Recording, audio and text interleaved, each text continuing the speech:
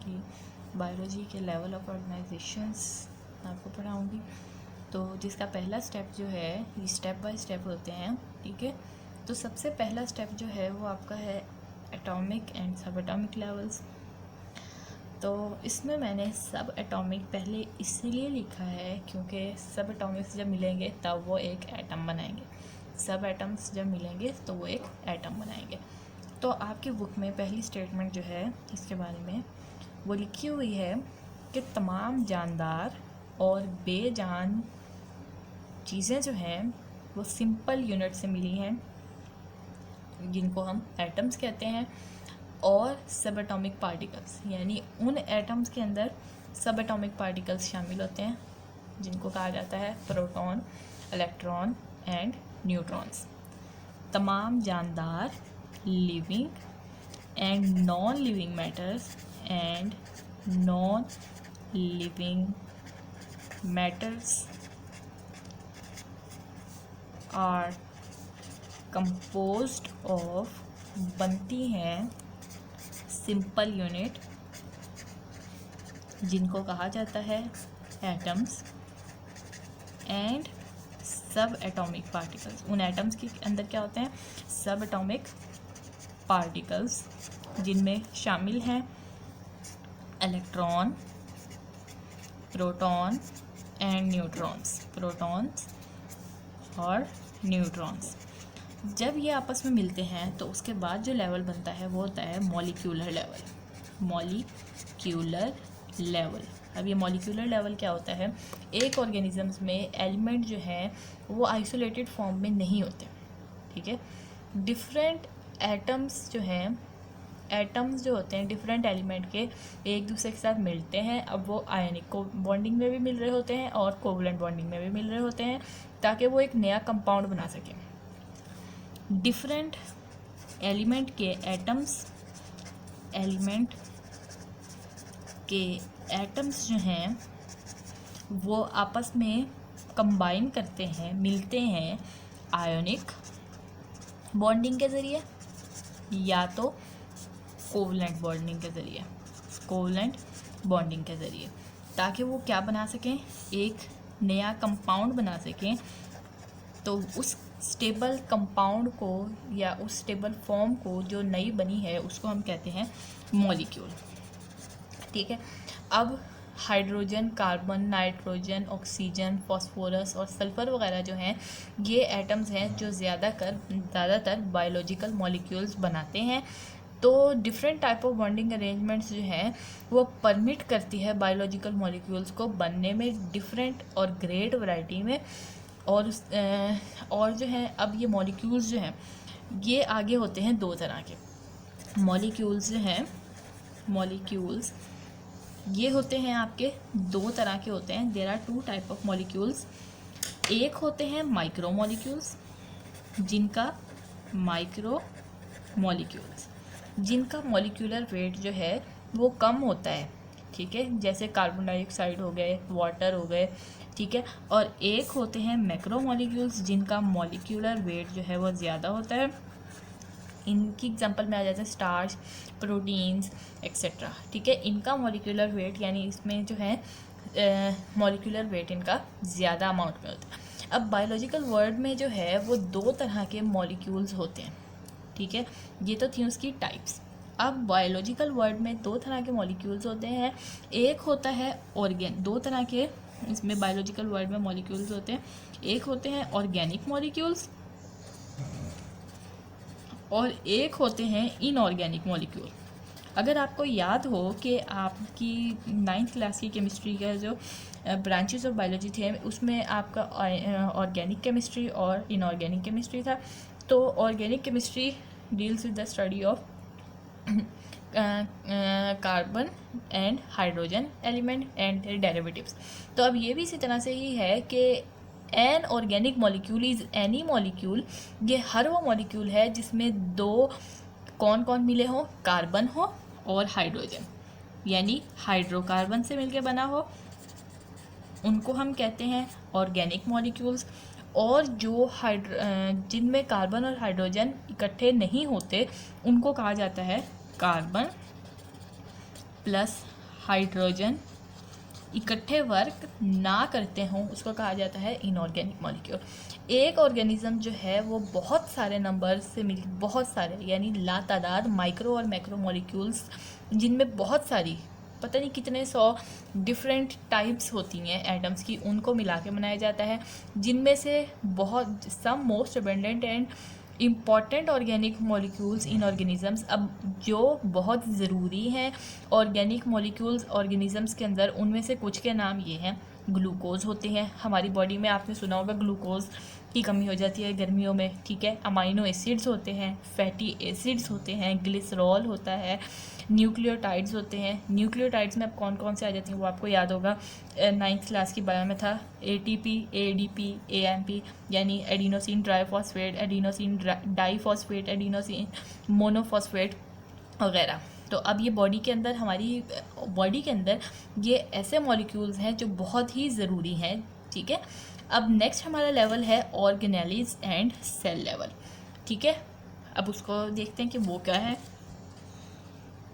Organelle and cell level, इसके लिए आपको पता होना चाहिए कि ऑर्गेनेली क्या होते हैं, ठीक है। Different and enormous number of micro and macro molecule arrange themselves in a particular way to form cells and their organelles. अब जब एटम्स और सब एटॉमिक पार्टिकल्स आपस में मिले, उन्होंने क्या बनाया, मॉलिक्यूल्स बनाए।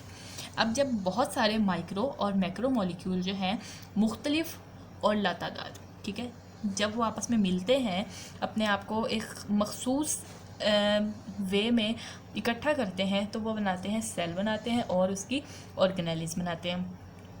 सिंपल ऑर्गेनिज्म जैसे बैक्टीरियाज हो गए, बहुत सारे प्रोटिस्ट हो गए, तो ये जो चीज़ें हैं ये ऐसी होती हैं जो एक सिंगल सेल पे भी कंसिस्ट होती हैं।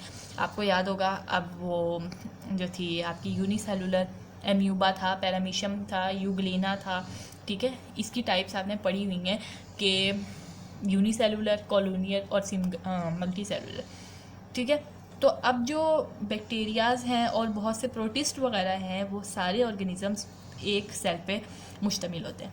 लेकिन फंजाई हो गए, प्लांट्स हो गए, एनिमल्स हो गए, इंसेक्ट्स हो गए, तो ये क्या है, ये बहुत सारे सेल्स पे, इनमें trillions up two trillion cells से मिलके बने होते हैं, ये इससे भी ज़्यादा से, ठीक है। न्यूमरस सब सेलुलर स्ट्रक्चर, बहुत से सब सेलुलर स्ट्रक्चर जैसे माइटोकॉन्ड्रिया हो गया, गोल्जी ऑपरेटस हो गया, एंडोप्लाज्मिक रेटिकुलम, राइबोसोम्स वगैरह, इनको स्ट्रक्चर और फंक्शन को जब हम स्टडी करते हैं तो हमें इनके स्ट्रक्चर्स को पढ़ने से, जब हम इनको स्टडी कर रहे होते हैं तो हमें पता चलता है कि सेल्स जो हैं, हर सेल का अपना एक फंक्शन है, अपना एक स्ट्रक्चर है जो कि दूसरे सेल से मुख्तलिफ है। तो ये जो स्ट्रक्चर्स होते हैं सेल के अंदर के जो स्ट्रक्चर्स हैं, ठीक है, उनको हम क्या कहते हैं, ऑर्गेनेलीज कहते हैं। तो the arrangement of organelles speaks of the division of labour within the cell. अब जो ऑर्गेनेलीज हैं वो क्या करती हैं, वो हमें इस बात का बताती हैं कि सेल के अंदर की डिवीजन किस तरह से हुई है, तो वो हमें इसके बारे में बता रही होती हैं। तो प्रोकैरियोट्स जो होते हैं वो लिमिटेड नंबर, प्रोकैरियोटिक सेल, अब सेल्स जो हैं वो दो तरह के होते हैं, प्रोकैरियोटिक, वैसे तो बहुत तरह के होते हैं लेकिन आपकी बुक में यहाँ पे प्रोकैरियोटिक और यूकैरियोटिक सेल्स की बात हुई है, और आपने ये 9th में भी पढ़ा हुआ है कि ये क्या होते हैं। प्रोकैरियोटिक सेल्स जो हैं वो लिमिटेड नंबर से मिलके बने होते हैं, लिमिटेड नंबर, इसमें लिमिटेड नंबर और टाइप्स ऑफ सेल्स होते हैं, जबकि यूकैरियोटिक सेल्स में बहुत सारे numbers, rich in number and kinds या टाइप्स ऑफ ऑर्गेनेली, इसमें बहुत सारी ऑर्गेनेलीज होती हैं, ठीक है। A cell membrane is however present in all cells. Cell membrane जो है वो दोनों तरह के, इसमें भी होता है और इसमें भी होता है, इन दोनों तरह के सेल्स में होता है, प्रोकैरियोटिक में भी और यूकैरियोटिक सेल्स में भी। तो अब जो हमारे नेक्स्ट लेवल है उसको कहते हैं टिश्यू लेवल। तो टिश्यू लेवल में हम टिश्यूज़ के बारे में पढ़ रहे हैं कि जब बहुत सारे सेल्स और ऑर्गेनेलीज आपस में मिलते हैं तो वो बनाते हैं टिश्यूज़, ठीक है। तो अब टिश्यूज़ जो हैं वो प्लांट्स में भी होते हैं और एनिमल्स में भी होते हैं। आपकी 9th क्लास का जो चैप्टर नंबर 4 था उसमें आपने टिश्यूज़ बहुत सारे थे उनके बारे में पढ़ा था, एनिमल टिश्यूज़ भी थे उसमें और प्लांट टिश्यू भी थे। तो प्लांट टिश्यू में जो हमारे होते हैं, प्लांट टिश्यूज़ जो हैं आपके होते हैं, दो तरह के होते हैं जिनको मज़ीद आगे डिवाइड किया होता है। प्लांट टिश्यूज़ की हम पहले बात करते हैं। एक होते हैं मेरिस्टेमेटिक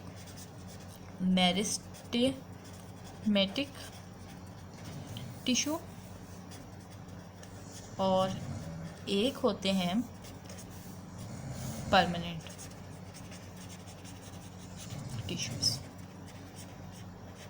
मेरिस्टेमेटिक अनडिफरेंटेड टिश्यूज़ होते हैं, डिफरेंशिएटेड टिश्यूज़ होते हैं, और परमानेंट टिश्यूज़ जो हैं उनको सब डिवाइड किया हुआ है आपकी बुक में, इसमें लिखा हुआ है, या आप इसको अपने से भी ऐड कर सकते हैं। एपिडर्मल टिश्यू एक होता है, एपिडर्मल टिश्यू। एपिडर्मल टिश्यू में क्या होता है, ये जो है लीफ, स्टेम्स और रूट्स की जो है कवरिंग बनाता है। Epidermal tissue form the outermost covering of leaf, stems and roots. दूसरा है आपका ग्राउंड टिश्यू। इसके अंदर होते हैं जो आपकी ग्राउंड टिश्यूज़, वो टिश्यूज़ होते हैं जो प्रिपेयर करते हैं और स्टोर करते हैं फूड और वाटर को प्लांट्स के अंदर, ठीक है। उसके बाद है आपके सपोर्टिंग टिश्यू में कौन कौन से आ जाते हैं, कॉलेनकाइमा और स्क्लेरेनकाइमा। ये टिश्यूज़ जो हैं वो प्लांट के पार्ट्स को स्ट्रेंथ देते हैं। अब एक होता है इसके बाद कंडक्टिंग टिश्यू, जो प्लांट के अंदर वाटर और फूड की जो प्रोसेसेस हैं या उनको कंडक्ट करता है। जैसे हम पानी मट्टी में डालते हैं, ठीक है, तो उसकी रूट्स से लेकर वो उसके लीव्स तक जो वाटर कंडक्शन चल रही होती है वो आपकी कंडक्टिंग टिश्यूज़ के ज़रिए चल रही होती है। कंडक्टिंग टिश्यूज़ में आपके आ जाते हैं xylem tissue and phloem tissue. Xylem जो है वो वाटर कंडक्ट करता है और फ्लोएम जो है वो फूड को सपोर्ट करता है, यानी फूड को पूरे प्लांट तक लेके जाता है। अब जो दूसरे टिश्यूज़ हैं वो हमारे हैं एनिमल टिश्यूज़ में हमारे आ जाते हैं एपिथेलियल टिश्यू।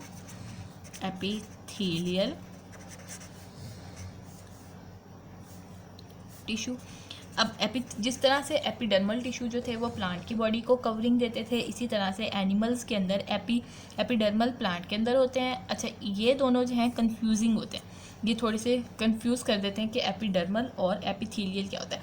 तो जो प्लांट्स के अंदर है वो एपिडर्मल है और जो एनिमल्स के अंदर है वो एपिथेलियल टिश्यूज़ हैं।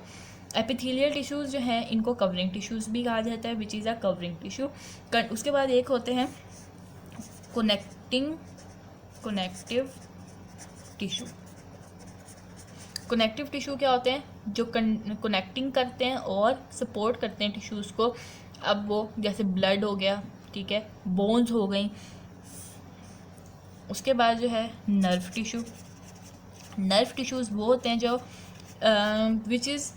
Which carry nerve impulses. अब नर्व इम्पल्सिस क्या करती हैं, हमारे ब्रेन से हम जो कोई काम कर रहे हैं, या मैं अब लिख रही हूँ या मैं कोई भी काम कर रही हूँ, तो मेरे ब्रेन से जो ऑर्डर मिला है, मैं वो नर्व इम्पल्सिस के ज़रिए वो ऑर्डर मेरे पार्ट्स ऑफ बॉडी तक आ रहा है, ठीक है, और जो है मैं उसको जो एक्शन कर रही हूँ वो वापस उससे कंडक्ट हो रहा है। तो नर्व इम्पल्सिस क्या करती हैं, send messages from brain to all part of the body. तो नर्व टिश्यूज़ का भी यही काम होता है।